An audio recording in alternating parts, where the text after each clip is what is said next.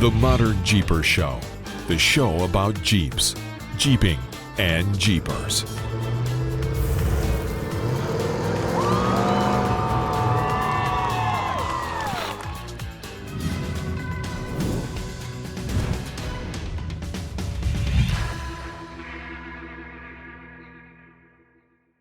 Well, hey, Modern Jeepers, in that episode of the Modern Jeeper Show with me, Matson from Metalcloak, and the guy in the blurry picture, if you're watching it on YouTube, that really is, honestly, Mr. Modern Jeeper Corey Osborne. Hey, buddy. Hey, and next to you can't see the beautiful Rockstar Jeep girl because she's kind of like a little camera blur too. But that is the blonde Rockstar Jeep girl. Yeah. Earlier, I had a brief glimpse where now it's clearing up. And I can see between you, nice. through the window, the yellow Jeep. Oh, Funshine. yes. Is that Funshine back there? Sometimes I can't tell if it's Funshine or Spike or who. Actually, it's Golden Spike this time. It's Golden Spike. Okay, that is Golden Spike. All right. Yeah, since so everybody understands, we're on the road again. We're headed back towards Kentucky for the MoParty, the Holley off-road experience, and Metalcloak Skillz Day of the East, kind of our first go round. But this trip was a little different for us, so we thought, well, there's going to be some obstacle course type stuff, some demonstration type stuff I can envision with the CTI, and then we're finishing in Hot Springs, Arkansas, at the off-road park there here in a few weeks, and we just thought, you know what, the LJ, it was itching to get out of the garage, so. We got to get the damn thing out of the garage. Right. Nice. Poor thing has been neglected. That's right. Yep. You know, before we get too started, there was something else I wanted to mention. We were outside of Montrose this morning, and we were in a line of construction traffic, and pretty good-looking Gladiator passed us. Had a little rooftop tent on the back, and pretty fixed up. Well, we got stopped at the little construction, sign keeper that says stop and go and all that. And a guy started walking back up to the truck and trailer where we were parked, and that Gladiator was about 3 rigs in front of us. He said, I said, hey, how you doing? Because I was out looking at making sure everything was tied down right and everything looked okay. He said, hey, are you Matson? I said, no. I said, I'm Corey. And he's like, well, I figured it was one of you guys. He listens to the podcast. His name is TJ. Lives over in Conifer, Evergreen area outside of Denver. Was traveling on his way through. And I just, huge shout out to him. It was really cool for him to come up. And we got to spend, 10, 15, 20 minutes talking to him on the side of the road there during construction. So. Nice. Well, since I shaved, we don't look as much alike as we used to, because right. I don't have the big white beard anymore. I thought something was wrong with our picture, our image. Yeah, I had to go. Oh, I hit my 53rd birthday. I was like, oh, time to look younger. Yeah, I thought it was an AI generated, Matson. There we go. That would be cool. We could do that. We should just do AI generated versions of ourselves. We can write out the script, have AI create the conversation, and the entire podcast could be done automatically. That would be real. I'd be curious to see what it would do. That would be interesting. So I know we could do it audio wise. Like we basically could record our own audio and then use a generative system to then duplicate our audio. And you could go to the chat system and say, okay, cool. I want you to create a 45-minute conversation between these 3 people based on what you've seen on this podcast over here in these transcripts. And then, and the subject is Jeeps or whatever. And it would create like this long conversation. And then you take that and you dump it into the audio, and it goes and creates the audio version of it. That would be really interesting. Maybe it's more interesting than what we would have to say. It could be. It actually might go into some stuff that we could say is the AI version of us has no obligation to the people that we talk to. It could be more truthful than we are. Yeah, there might be something to that. I was kind of thinking that today was going to be a kind of a bummer day because since we're driving all day, I didn't want to miss. It's Tuesday, so everybody knows that we usually record these on Tuesdays. But tomorrow, Jeep has made a big deal out of the release of the new Gladiator. Right. And it's supposed to happen tomorrow. Right. So by the time everybody sees this, they'll already have some of the clues, I guess. Yeah. So we're gonna fake it. Go. Okay. So 3, 2, 1. So that release today of the Gladiator was quite spectacular. Some things occurred that I didn't quite expect. What is your opinion, Corey? Yeah, I think it's interesting that they use that same front grille that they did in the JL for 2024, and the infotainment center I know is a big deal to everybody. But yeah, I'm curious about how all the other changes actually work out. Well, it's kind of interesting that they took away 5 inches of leg room for the passengers, though. You don't need it. Yeah, it's a short thing. It's meant for short people. It's for short people. Maybe they're on their way to getting that 2-door that they finally promised, but they had to do it little 5 inches at a time. Right. I know that everybody's expecting the 4xe version. I don't know. I don't know what they've got up their sleeve. I have a feeling though that there's going to be some little hook in there. Otherwise, they wouldn't have made a big deal about it. Yeah. Well, I keep seeing these things coming from where, and you've probably seen them as well, pop up where the Gladiator saying sayonara to Europe, right? And then not going to be sold in Europe. The far out version kind of was the, hey, okay, our last version out here. Bye, Europe. We don't need to be out here. We're not going to be here. I guess maybe it's just not a big seller in those areas. Right. So. Well, I know that, once again, we're hearing some stuff from our shop friends, and actually talking to TJ on the side of the road. He also brought it up as well. And we're hearing some kind of big deal, some issues with guys doing gear swaps on both the JL and the JT, and we're hearing about some axle tubes that are out of round. Wow.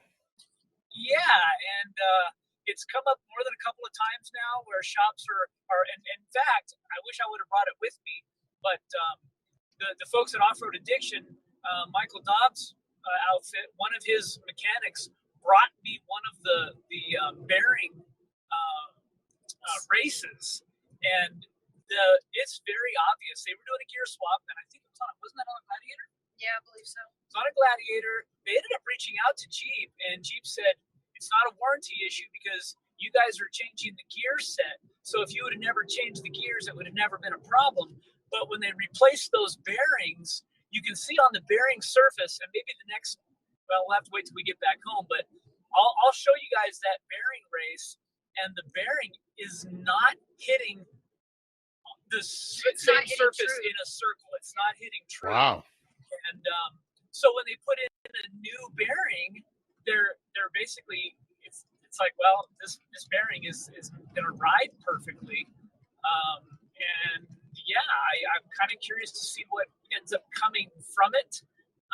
And if we start to hear more of these problems with out-of-round axle tubes, people are shying away from doing gear changes now because of this out-of-round issue with the axle bearings. Wow, interesting. And it's just late model, like 22, 23? Yeah. Yep. And I haven't changed the gear set in the Gladiator yet, and mine's 2020.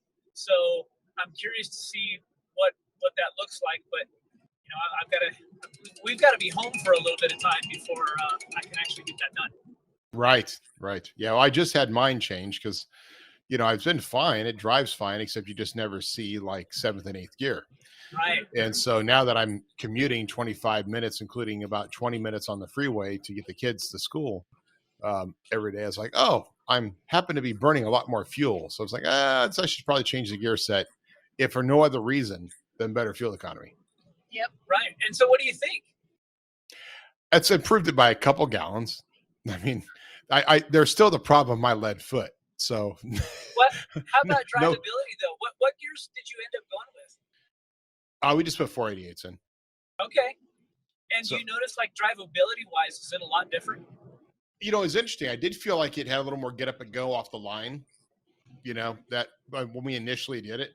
But drivability wise, I mean, sure, it has a little more power going up the hill. But I've always had a lead foot, so I've always pushed it to its edge anyway. Right. So I was more interested in just saying, okay, can I get a little bit more fuel savings? And I see it, but I need to make the change because right now my dash doesn't show the gear it's in. I was just driving Danny Paralysis white Gladiator because mine was down at the Jeep Bash. They took mine down to that Nitto Jeep Bash in Huntington Beach over the weekend. Complete, by the way, with the Rock Sport Black Shocks. Yes. Ding, ding, ding, ding, ding. Saw those. If folks haven't seen them, you got to go to the website. You got to go to the Owners Club and see pictures. Yep. So we went down there. So I'm driving Danny's, and Danny's has the dash set up, right? He has a bunch of little creative things on his dash done anyway, because the way he has his spare tire hung, you can't see out the rearview mirror. So he has his camera set so that whenever you turn on the turn signal left or right, the rearview camera pops up. Cool little feature thing, right? So he has that set. So, but he also has on the dash, and I got to figure out how to do this. I just haven't taken the time to figure it out, where it shows you what gear you're in, like D8, D7, D6, D5. Mine's not doing that right now. Mine's not set up that way. Oh, interesting. Yeah. Mine. Let's see. Mine shows it. If I manually, even in the Dodge Ram, like right now it just says D. But if I manually shift it, if I go to 7 or 6, it'll show me then what gear and stuff I'm in. But yeah, interesting. I wonder if that's a taser feature. I don't know. I've seen it on other rigs, so I don't know if it's a taser thing or not. I mean, I finally have a taser. I went ahead and I had kind of avoided it, didn't need it, and then when we did the gear change, of course, put a taser in. So I'll have to check it out. But it interesting. I do want to see, like, in Danny's rig, I'll get into 7th and 8th gear just going down a city street at 55, and so I'm like, okay, well, where's mine at? And maybe I just want to see those gears and see if I get better fuel mileage. Right now, I'm saving a couple. I think I'm getting a couple, miles to gallon more than I was getting. Got you. But lead foot and all. Especially like this morning, running a little late, like, okay, got to get the kiddos up the hill. Try not to cut off too many parents in the big orange Jeep with logos on the side of it. Right. Jack loves counting Jeeps on the way. So far, on average, we'll see 7 Jeeps on the way to drop them off. Usually the same ones, 7. Yeah, that's kind of fun. Yeah, no Gladiators, but seven Wranglers on the way to drop them off to school. Nice. It's cool when that's the game your kids create, is finding Jeeps. Absolutely. There's all kinds of things they could be doing, but they want to find Jeeps. Well, they're being raised right. That's all. Boy. Yeah, I hope that's true. We'll find out in another 15 years. Well, the last we've been in a mad dash the last 5 days that we've been home. Shout out to our friends at Milestar and Martin. We were in dire needs for some trailer tires, and folks that have seen the trailer and know that. So I figured out the last set of tires, trailer tires, mind you. So trailer, those had about 67,000 miles on them, and they weren't actually that bad. I mean, I could have probably gone on another tour with them. We would have been okay. But when they started to get hot and with the heat this year, they started to deform a little bit. And I was more, the center treads were not as worn as the outside treads, even running 95 PSI in them. So it was time they got replaced. And, we always have such a short amount of time to get any of these things done. So, of course, reached out to our friends Martin, and I sent them my credit card info. We bought a set of trailer tires, and they were in Denver, and they were going to get shipped overnight to Montrose. Well, as in typical rush fashion, they didn't make that boat. and they didn't have a truck to bring them over. So they ended up getting delivered Monday morning to the distribution center in Montrose. And the guys at Discount Tire, a shout out to Sean and his group. I actually had some pizzas delivered to them today. Oh, wow. Because I know how hard they work to get the trailer tires swapped out, and they were they didn't get it done in the amount of time that they wanted to get it done for me. So I ended up picking up the truck and trailer like 3:30, 4 o'clock in the afternoon yesterday. Not a big deal, but they didn't charge me. And I know that they broke 3 duck heads off their tire machine. I know how much they struggled putting those tires on. Those guys at Discount, they worked their butts off. And really, that's right. I remember cool, that was really cool. That was a big struggle before on those tires. They just so thick. Yeah. And this is onto the Raceline wheels, right? Yeah, onto the race lines. And you know, they have to be, so they're kind of trying to be careful as well. If it was just a standard steel wheel, they can kind of beat on them a little bit more. But with an aluminum wheel, they're also trying to be careful to not scratch them up and tear them up. And they did a great job, and they got it done. So yeah, that was, you know, yesterday afternoon, and us trying to get everything loaded and ready to pull out. And again, our marketing partners and the people that support us, it just makes things so much easier to be on the road like this. People always ask, you know, I can't believe you guys travel so much. But from Metalcloak on the backside to enable all of this to take place, and for us to run scheduling through everybody and have support and resources, that is a huge thing. And I don't know, sorry for me rambling. It was on my mind, and a huge thank you to everybody that makes these trips possible. You're allowed to ramble. It means I don't have to talk. Yeah. I was kind of suppressing a yawn over here, but you know, it's just it's one of those days. Well, and you guys have been super busy. I mean, you just came off this huge Labor Day sale that was amazing, and so folks will start to see them. But Matson had sent me some QR codes to Jesse and I, and we had some little flyers printed out from our friends at Office Depot, and we'll have them laminated on the tables when you guys come out and see us. But this takes people to our what? Yeah, you have friends at Office Depot? We have friends everywhere. So this will actually take people now directly to our digital catalog, which we haven't done a whole lot of stuff with, but for folks that want to see products, and this is something that now can be changed on the fly, and as new products come about, we get to save on some shipping of the paper catalogs. And this new catalog, it's pretty badass. I'm just gonna say it. Well, and it's cool too, because we're actually, you know, you printed flyers to distribute. We're going to do that at Off-Road Expo. Off-Road Expo, guys, I mean, it's just a few weeks away. And so we're getting ready for Off-Road Expo. And this will be the first year we're not taking 20, 30, 40 boxes of catalogs to give away. We're going to take a couple boxes of flyers and put them in the catalog racks and just have people grab the flyer and scan the QR code. And you don't have to have an app, guys. Just scan the QR code and just go to the website, or just go to the website, because there's a banner on the website homepage too. Just click on it for JLJT. We'll have TJ done by then, TJLJ, so we can have that going. So that we'll have those options for you. Just click on it. It goes to the website. You can flip through the catalog. It's a virtual PDF. Watch videos. Click links directly to products. I mean, it's very cool and interactive. And it's very interactive, and being able to watch the videos in the catalog, I mean, come on, that's the future, guys, where you can browse the catalog and watch videos of the products that you're interested in. I mean, no more paper no more paper, and it's just like going and doing a search on YouTube, except you can just go directly to metalcloak.com. It's perfect. It is perfect. And now the next thing is the innovation of digital paper. So we can actually you could sit there at the booth and just be like looking at things. Yeah.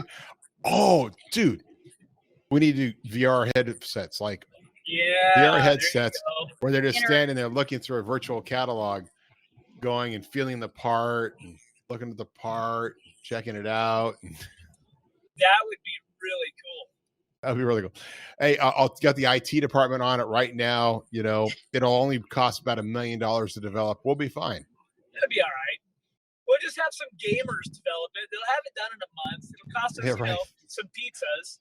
Yeah, pizza and hot dogs, pizza and beer, or is it cherry Coke? I don't know what do gamers prefer now. Oh yeah, Monsters and Mountain Dew Monsters. Yep. Mountain Dew and Monsters. Yes. Yeah, that's good. Yeah. Speaking of Mountain Dew. Oh no, Corey. Yeah.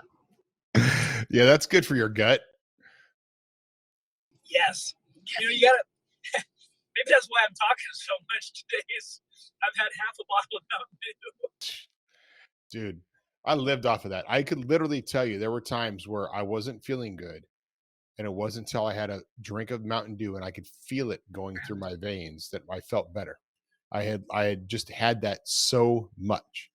And when I wasn't feeling good, I would, you know, if there were times like I needed to step back, I'd have water for a week. I'd be fine. Then I'd back in the Mountain Dew. Yep. But I built my businesses on Mountain Dew in the early days. But it's when you drink something like that so much, it just like permeates your system. Oh yeah. No, and your body. Yeah, your body right there. It has to have it. I mean, right in that vein, right there. Well, and I know that there's this whole new round of stuff. We're starting to see some people masking up again, and this whole new COVID thread, and the media is talking about getting booster shots again. And you know, I got to tell you, last week when I was sick last week, I kind of thought, maybe I got a touch of something again, but literally it was like a 48-hour deal, and it took a few days for it to kind of rub off and work its way through me, but it wasn't very fun. But you know what, if that's the worst that anybody has to go through, you know, we never got the shot, we never did any of that, and I don't know, it's interesting. I don't think our country can take it again. I don't think that anybody will believe what they have to say. Oh yeah, our country won't do it again. I mean, there's no way there's gonna be a lockdown happen. It'll be seriously demented problems. I mean, it's just not gonna happen. There will definitely be those who do. There are people that are still walking around to this day wearing masks. Yep. You know, you go into some restaurants and it's obviously optional for the employees. And half the employees are fine. The other half of the employees there's 2 or 3 of those stragglers who are still serving wearing masks. Right. Yep. And it's just, you will always have that because there's some people that truly are still scared. The media narrative was so bad that they're fearful. They're scared and they haven't gotten out of it. And that's fine. I mean, people have their ways, but well, it's not fine really. I mean, I say that kind of a flippant sort of way. It's actually not fine that they're in that position. Well, but you know, us as Jeepers and as off-roaders and all the events that we have traveled to this year, I mean, we've been at all of the biggest events the industry has. We've been around tons and tons of people. Again, I think it's a healthy mindset and that healthy body, being outside, being in the indoors, let your body kind of make its own immunities, I guess. I don't know. I mean, that's worked for us so far, knock on something. Right.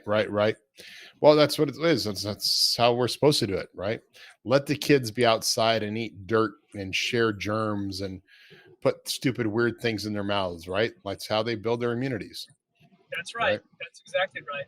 You know, isolate them from everything, and you isolate them. And all of a sudden, guess what? Oh, my kid's really sick. Well, yeah, because you know, what are you guys looking at passing by? There's a little baby horse. Aww.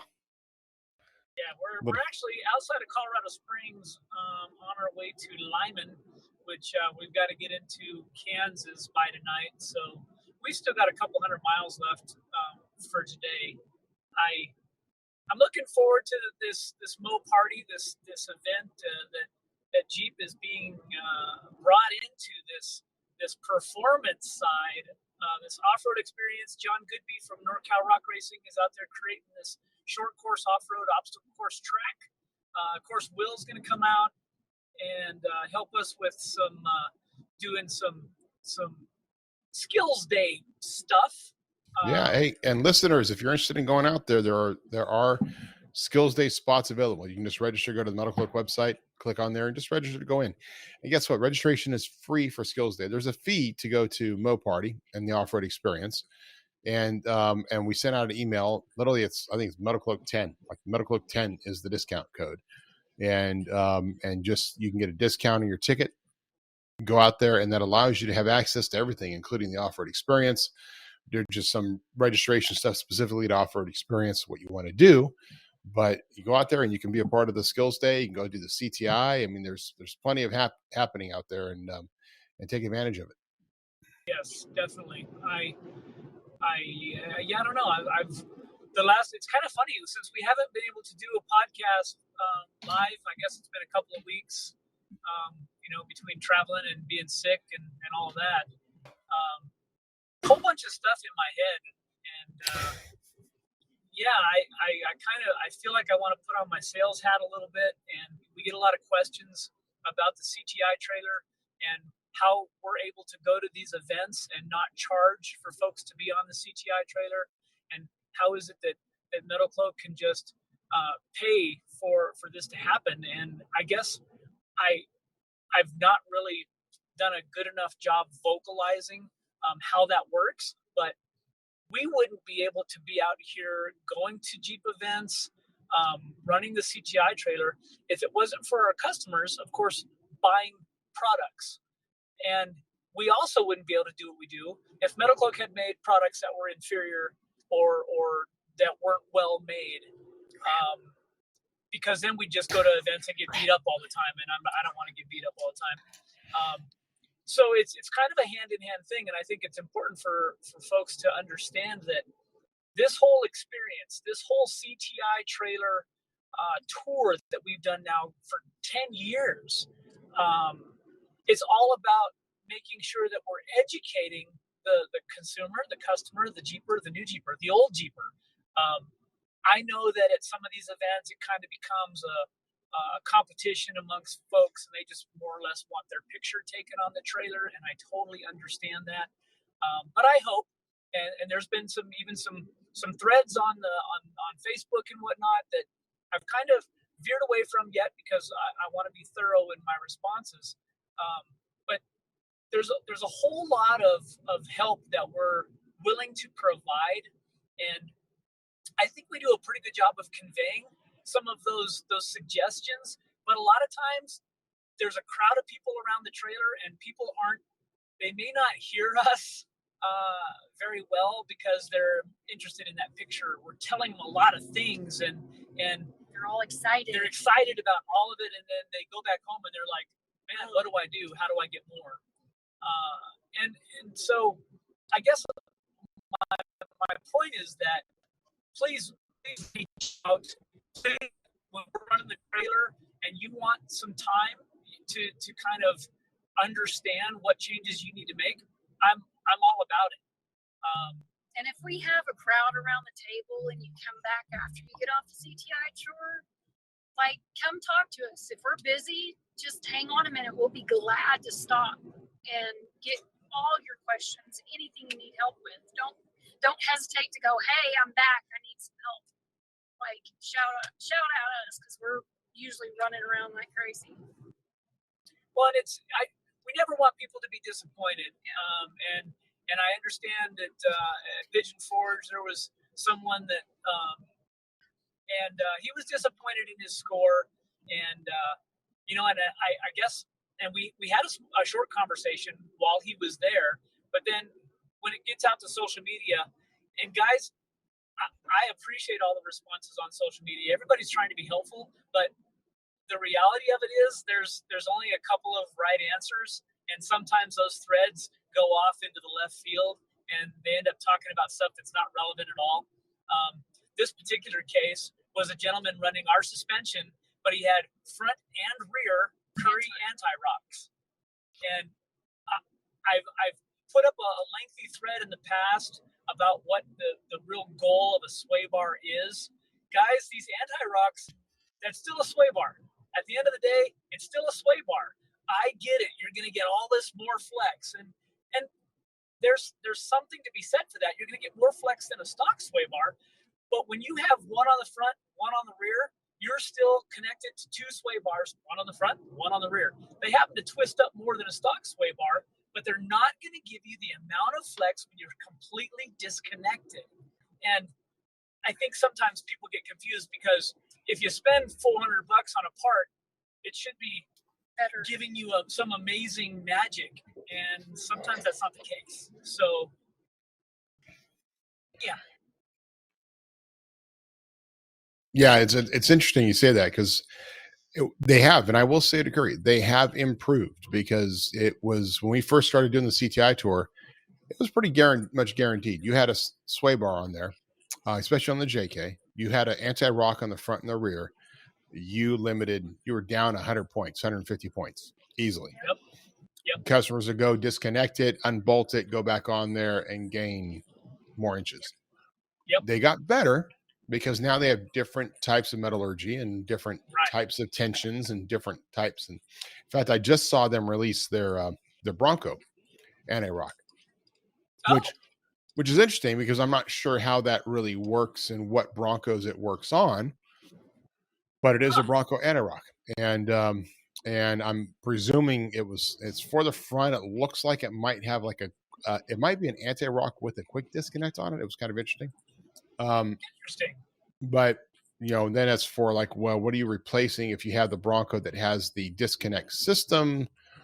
The sway bar disconnect already into it. Obviously, are you trying to replace that or not, or what are you doing? What's the additional goals of that Bronco anti-rock? So, but you are going to limit flex because, as you said, it doesn't matter. It still is a sway bar. It still is connected. It is a torsion bar, and guys think that they get rid of that the spring steel stock sway bar on there, and they replace it with the anti-rock like it's going to be some magical thing. And guys, it's just a 3-piece thing, right? It's just still 2 arms with a torsion bar in the middle. It's still the same idea as our stock sway bar. It just twists more. That's why those arms are longer, because you're able to put more force against that torsion bar and it'll twist more. That is, I don't know if Curry still does it, but they used to make 3 different weights of that torsion bar. They had a light, a medium, and a heavy. So you could actually get a different thickness of that torsion bar and really customize the amount of flex you had. But I hate for people to be disappointed when they spend, $1,000 on a front and rear anti-rock and they don't get as much twist. Sometimes it's not all about the twist. Sometimes they want the ease of not getting out and disconnecting a sway bar if it's not a Rubicon model. Sometimes they just want some better drivability around town, so they have 2 sway bars connected. Like, I get it, but if guys are hunting and you're pursuing that number, and even some folks on the Metalcloak Owners Club did a very good job of saying, why are you chasing that number? Does the Jeep do what you want it to do? And if it does, they should be happy with that. And if they're going to chase a number, that's a different set of goals in mind. And these guys can get huge numbers on the CTI trailer. Yeah, by disconnecting every sway bar you have, having the shocks fall out of the buckets, putting on smaller tires, letting all the air out, all of those things isn't how we wheel. That's not the point of the CTI trailer. So I hope folks don't get so caught up in that. And if they'd like some help, they can even you can call Metalcloak. These guys, if you're curious about why things aren't working the way you are, you can tell the guys at Metalcloak, call the sales crew, and they'll help you through those things and help you figure out what's going on if you don't get a chance to see us at an event on the CTI trailer. Absolutely. We have some great tech support here. And a lot of times we'll see that. We'll see something pop up or get a message, that sort of thing. And it's like, just give us a call. Just give us a call. The guys love talking for, the half hour, 45 minutes, an hour with you about your rig. I mean, it is because that's what we love, right? Every one of the sales team here has a Jeep. Everybody here, they have a Jeep. They built their Jeep. They've done it themselves. So they're familiar. They know how to put the products on. They know what it takes sometimes to do a build. So yeah, it is interesting. Corey, actually, you need to hold on 1 second. We're going to pause. Okay. So I guess in a nutshell, what I'm trying to say is that our goal and the reason that we're able to do this is because Metalcloak actually does believe in the consumer. And with the way I'll never forget 9.5 years ago when it was described to me, and Matson said, we got this idea about this trailer, and I said, yeah, that's stupid and it's never going to work. And then what it became, what that did you actually say that? Because I don't know if I would have hired you if you had actually said that. Well, no, because I remember we actually talked on the phone when after I had left the other company and was hanging out in Montrose, and you said, we want to bring you out and have you take a look at this trailer and meet the engineers and I don't know if I ever said it maybe out loud, but I remember thinking, how is this going to work? And I think we talked about it. Like, really, we're going to take a trailer to events and people are going to want to pull up on it. But at that time I had done the cross country trip. I had tested it a couple of, and it's like, wow, this is a thing. Yeah. Definitely. I remember we started doing it with those stupid 300-pound pads. Yes. But anyway, I digress. Anyway, yes. Go ahead. Yeah. So, but what that really turned into was that the conversation I remember when I was out there was that Metalcloak, because I was confused. Like, was I a sales guy? No, not really. And really, it was the education side that was so appealing to me. And it really became Metalcloak believes in educating the consumer, and by doing that, they will make the correct and the right decisions and make the best purchases for their Jeeps. And that's really how it's evolved and how it's gone for the last 9 years. It's because we've been able to showcase our products and show people what they will do. And then, as people bought more and more, and then they are showing their friends. And this is part of that whole, I don't know, it's a little bit of brand recognition thrown in with some education. And all of a sudden people go, hey, this actually does work. And so, yeah, I mean, that's been the focus all along. Well, that is the key thing, is education, right? And I tell you, as a company, one things we struggle on education is the educational content. Like, we're really trying to build up educational content on our website, and some other companies are really good at that. They have the long form paragraphs, long form articles helping you with different things, and it's just a matter of having time to sit down and do a proper long form article discussing different things. It's very easy to get on this once a week and get on here and just spout some ideas and share what's good and what's bad and what's indifferent and how to do things. But it's harder to actually put that down onto typed words that actually can reside on the website and then be found by people who are looking for that particular thing. But between ModernJeeper, the forum, between the website and all this stuff, that's why we created that originally. Was ModernJeeper was for the educational side. Then it became the event. Yeah. Yeah, and I exactly, and I think it's unfortunate. I think that even talking to a lot of the shops we stop at, the Jeeper is definitely evolving as well, and people don't the new Jeeper, and I'm not trying to say all Jeepers or anybody who has a JL or anything like that. I'm just saying that the Jeepers who that's their first Jeep, sometimes they don't have a whole lot of mechanical background or the desire to want to work on their stuff themselves. And I get it, especially with some of the new stuff. The electronics behind it all is even over my head. So,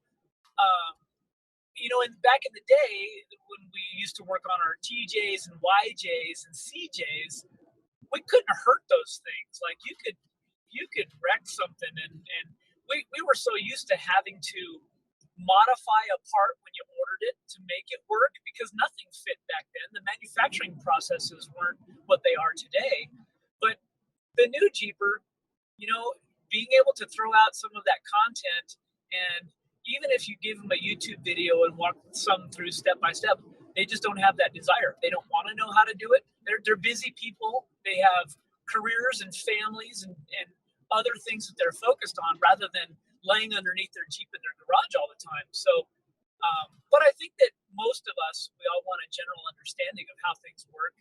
And I guess that's where we've kind of come in maybe a little bit more superficial than some of these in-depth things. But my hope, and I think I can speak for Metalcloak as well, is that if there is a problem, they reach out to us and go, hey, I am into this myself and I'm trying to get it done. What am I missing?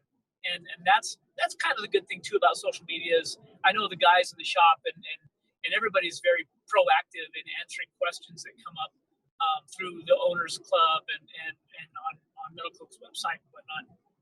But yeah, again, I'm just trying to reiterate that if you have issues and you're not happy, reach out, and that's how we fix things. Excellent. Yep. Very well said. Very well said. And it is true. I mean, reach out to us. We're always here. We're always here to help. Always here to do what we can. Now, that being said, you guys are on your way to MoParty. What day are you getting there? We should be there on today's Tuesday. We should be there Thursday. Okay, cool. I think Will's flying out Thursday. I don't know if he's doing a red eye Thursday night or what.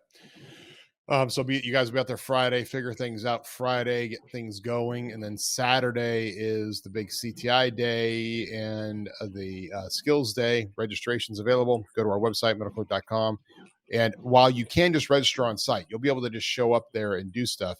We're just trying to get an idea of how many people want to do the Skillz day. A lot of you were asking for an East Coast Skillz day. It was the closest thing we've got so far.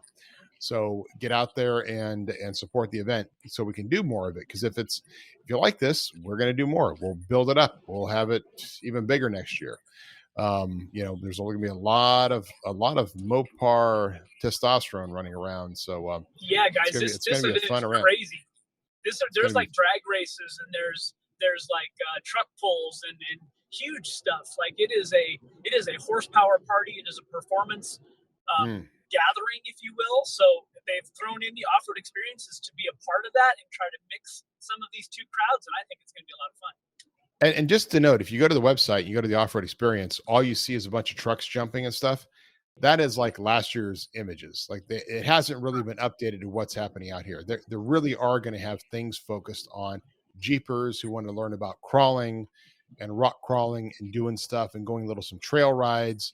There's trail rides. There's that. I mean, there's so much more. There's lots of education. There's going to be some good seminars, our Skillz day training, the CTI. So don't look at the off-road section of their website there on the MoParty and go, oh, there's a bunch of guys wearing helmets driving their trucks around on a short course. That's not what it's going to be.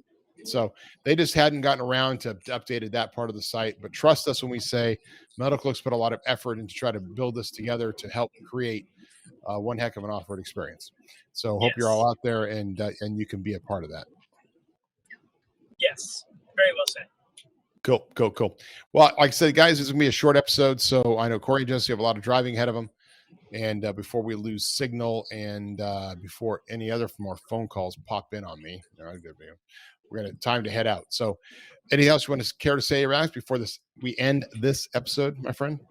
I think we're good. If you're out in the Kentucky area, I mean, it's not even Bowling Green is even close to Tennessee, so it's not far from Knoxville. There's a whole bunch of people in that area, so come on out and check it out. Even if you don't want to get your Jeep dirty or whatever, I don't know what they'll have going on, but come out and check out the event either way. I don't know. No, wait. If you don't want to get your Jeep dirty, stay home. Right? No. Everybody's welcome. That's all what we're doing. Everybody's welcome. All right. Hey, ModernJeepers, thanks for joining us for another quick little episode here. And we're going to see you out there on the trail. So check us out. You know how to reach me, Matson at metalcloak.com, Corey at metalcloak.com, Jessy at metalcloak.com, ModernJeeper.com, metalcloak.com, blah, blah, blah, blah, blah. We love you. Thank you for joining us. We'll see you on the trails. Cheers. See ya.